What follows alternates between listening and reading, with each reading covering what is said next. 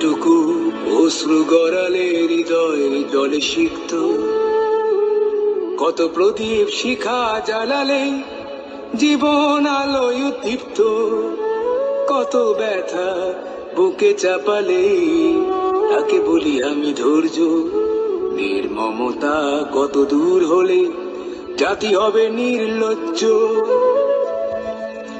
আমি চিৎকার করে কাঁদিতে চাহিয়া করিতে পারিনি চিৎকার, আমি চিৎকার